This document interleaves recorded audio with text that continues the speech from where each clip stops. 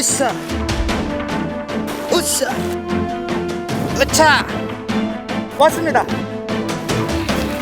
아, 힘 좋습니다. 감세이.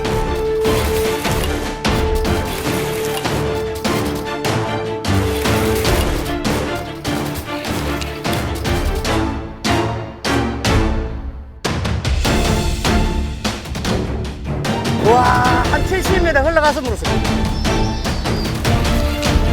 아, 감세이 힘 좋습니다.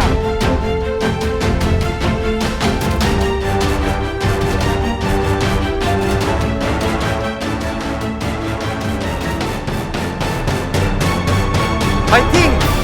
좋습니다.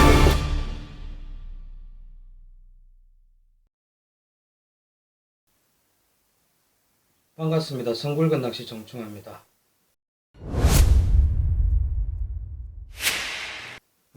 오늘은 실내에서 이렇게 시간을 만들어 보았습니다.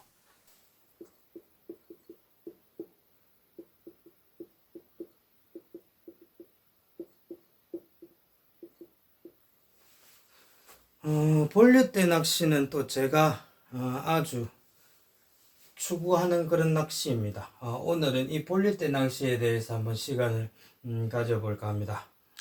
많은 낚시인들 그리고 어업 등으로 인해서 바닷속에는 갯바위 가까운 곳에 백화현상 등 밑밥이 계속 들어가고 하다 보니까 감성돔들이 해가 가면 갈수록 좀 더 멀고 깊은 곳에 이렇게 은신해 있는다 그런 느낌을 많이 받습니다.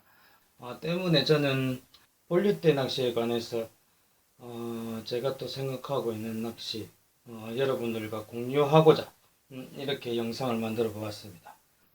제가 또 생각하는 제 경험으로서의 본류대 낚시를 여러분들과 같이 공유하고자 합니다. 이것은 철저하게 또 제 경험이다 보니까 여러분들이 맞고 아니다를 떠나서 하나의 참고 사항만 된다 생각하고 봐주셨으면 좋겠습니다.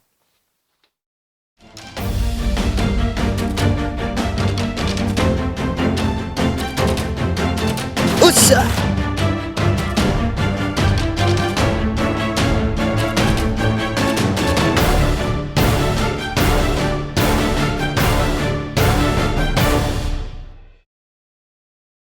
본류대 낚시에도 장단점이 있습니다. 본류대 낚시의 장점은 우리가 지류대 낚시 같은 경우는 이제 하루 중 들날물이 이제 6시간 들고 6시간 빠지는데 감성돔이 포인트마다의 특성이 다 다르겠지만 대개 이제 물때에 맞춰서 식사 시간이 되면서 이제 지류대에 들어와서 밑밥을 보고 미끼를 무는 그런 형태가 됩니다. 하지만 지류대에서 이제 감성돔들이 들어오지 아니하면 대상어를 만날 수가 없습니다. 돔이 없으면 무슨 수를 써서라도 잡을 방법이 없습니다. 때문에 본류대 낚시는 아주 먼 곳에 있는 감성돔들, 은신하고 있는 감성돔들을 조류로 인해서 본류로 인해서 먼 곳까지 보내서 감성돔들이 있는 은신처까지 내미끼를 보내서 낚아내는 그런 공격적인 낚시입니다. 내 원줄에 있는 150m 그리고 200m 에 감겨져 있는 원줄 사정거리가 제가 공략할 수 있는 모든 범위가 됩니다. 가장 큰 이점이 아닐까 싶습니다. 하지만 본류대 낚시에 또 단점도 있습니다. 가장 큰 단점은 이제 본류가 제가 원하는 곳 방향으로 가지 않을 때 각 조류의 세기, 초물, 중물, 끝물에 따라 조류의 세기가 다 틀립니다. 예를 들어서 쭉 뻗어가는 조류에 들물이면 쭉 올라간다라고 가정할 때 한 방향으로 일정하게 흘러가는 것이 아니라 초물에는 조류가 조금 약하다 보니까 한 2시 방향으로 꺾던 물이 중물이 되면 이제 중들물 또는 중슬물이 되면 조류가 아주 세차게 흘러가는 시간입니다. 그럴 때는 또 조류의 세기 때문에 12시 방향으로 흐르다가 그러다가 또 조류가 또 끝물되면 또 약해지면 또 왼쪽이나 오른쪽으로 조류의 상황의 세기에 따라 이렇게 조류 방향이 각각 다릅니다. 본류대 낚시는 그 조류로 인해서 낚는 낚시다 보니까 내가 원하는 수중여, 먼 곳에 있는 수중여에 그 조류가 흘러갈 때 그 타임을 잘 맞춰야 합니다. 하지만 그 조류가 가지 않을 때가 있습니다. 예를 들어서 조고차가 아주 크게 나는 대사리 물때 같은 경우 조류가 너무 세다 보니까 심지어는 덜물인데 썰물 조류로 가거나 썰물인데 덜물 조류 방향으로 움직이거나 그런 역류할 때가 있습니다.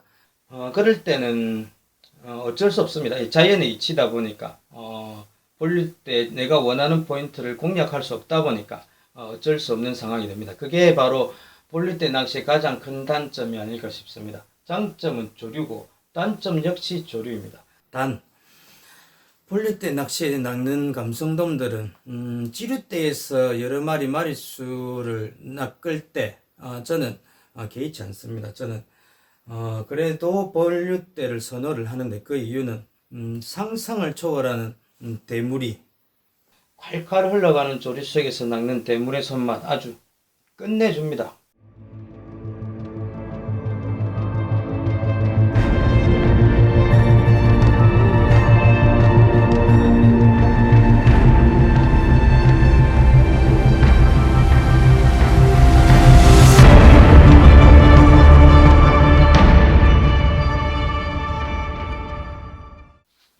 그러면 볼류대 낚시를 할 수 있는 포인트, 우리가 섬에 보면 섬의 끝발이라고 부르는 섬의 이제 모퉁이 부분, 그리고 간출여 같은 곳에는 또 어떠한 섬이든 볼류가 또 스쳐 지나가는 그런 포인트들이 많이 있을 겁니다.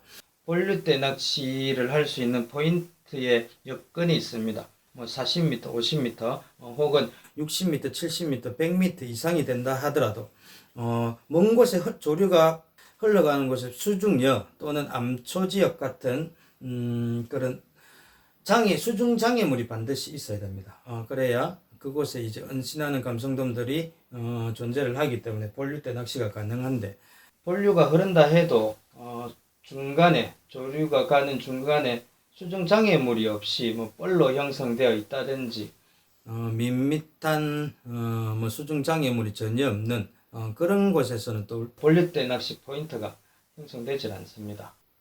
볼류대 낚시를 또 절개하다 보면 조류의 상황, 어떤 곳을 가더라도 감성돔을 낚을 수 있는 그런 조류를 보는 눈이 생기게 됩니다. 그리고 볼류대라 하더라도 거침없이 흘러간다. 상상을 초월하는 조류에서는 감성돔 또한 물지 않습니다. 그럴 때는 합수되는 지류대가 또 반드시 또 그 주위에 존재를 합니다. 그곳을 또 노리면 볼류로 흡입되면서 또 돔의 입질을 받는 그런 포인트들도 또 많이 있습니다.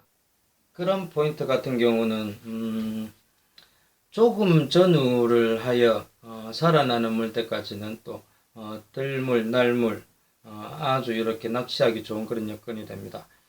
하지만 사리를 전후한 물때에는 거의 낚시가 불가합니다.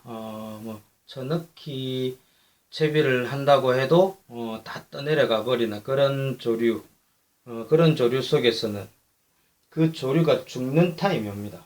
예를 들어서 간조 전후, 만조 전후, 그럴 때는 끝물 그리고 초물의 당시에 그 물이 형성이 되는데 그때 빨리 넣고 빨리 빼는 그런 낚시를 해야 됩니다. 또는 너무 강한 조류에서는 그 물이 완전 다 죽어서 조류가 바뀌는 정조 타임, 이럴 때는 또 생각지 못했던 어마어마한 대물의 입질을 받을 가능성이 매우 높은 그런 시간대입니다.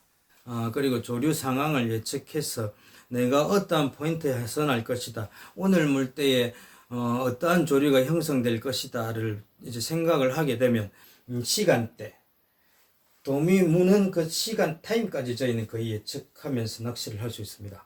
그것이 볼류대 낚시의 가장 큰 매력이 아닐까 싶습니다.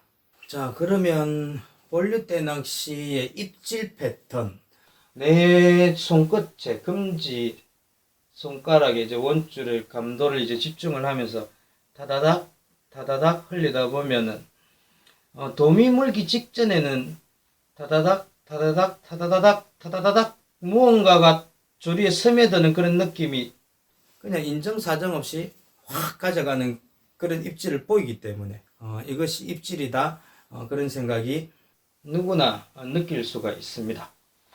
그때 가볍게 채워주면 또 도움이 후킹 됩니다. 또는 이제 본류대 여건상 짝서는 수온 저하 등의 사유에서는 입질이 아주 미약하게 전달이 될 경우도 있습니다. 그럴 경우는 원줄을 인정사정 없이 화라락 가져가는 게 아니라 아주 짧게 짧게는 20cm 한 뼘 정도 타닥 치는 그런 느낌의 입질을 보이기도 하는데 그럴 때는 또 낚싯대를 살짝 당겨주듯이 이렇게 들어주면 또 돔의 특성상 미끼를 살짝 물었을 때는 욱 하고 도망을 가기 때문에 바로 내 낚싯대에 또 어신이 전달이 됩니다. 자, 그러면 본류대 낚시를 할 때 가장 궁금해 하시는 점들이 이제 채비를 말할 것 같은데 사실 이제 바다가 똑같은 내 발밑 수심이랑 저기 먼 곳에 100m 이상의 수심이랑 똑같을 수가 없습니다. 때문에 채비가 고정된 채비에는 조금 한계가 있을 수가 있습니다. 그래서 저 같은 경우는 크게 세 가지로 첫째 고부력 반유동 낚시, 그리고 둘째 잠길지 낚시, 그리고 셋째 고부력 전유동 낚시, 이 세 가지를 저는 주로 사용하며 이 세 가지를 두고 다음 시간에는 또 여러분들께 좀 더 유익한 시간이 되도록 영상을 준비해 볼 생각입니다. 시청자 여러분, 다음 시간에 또 뵙도록 하겠습니다. 안녕히 계십시오.